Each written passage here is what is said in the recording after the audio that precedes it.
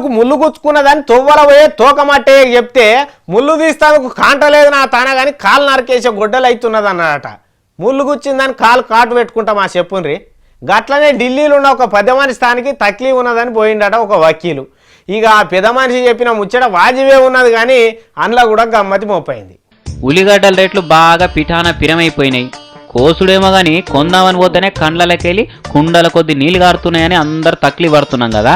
ఈ బాధను చూడలేక ఓ లాయర్ ఏం చేసిందంటే పెరుగుతున్న రేట్లను తగ్గియమని కేంద్రం వాళ్ళకి చెప్పాలని సుప్రీంకోర్టులో కేసేసిండట. పురాక గిట్ల కూడా కేసేయొచ్చా అని మీరు పరిశాన్ అవుతుండొచ్చు కానీ కోర్టులు ఈ కేసు మీద చెప్పిన మాటలిని లాయర్కు ఉత్తి పరిశాన్ అవడే కాదు, దిమ్మ తిరిగి దమాక్ కరవైనంత పనైందట. ఇంత కోర్టులు ఏం చెప్పారో ఎరికేనా? ఉల్లిగడ్డలు రేటు తగ్గాలంటే ఒక్కటే మార్గం ఉన్నది, ఏం లేదు.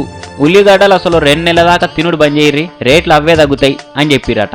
లేకపోతే ఏందయ్యా ఇసొంటి కేసులతోని తలకాయ నొప్పి పెంచకుర్రి, ఉన్న కేసులతోనే ఆగవాగం అవుతున్నాం, పని బరువు మస్తుగా అవుతున్నది అని చల్లగో సలహా చెప్పిరట.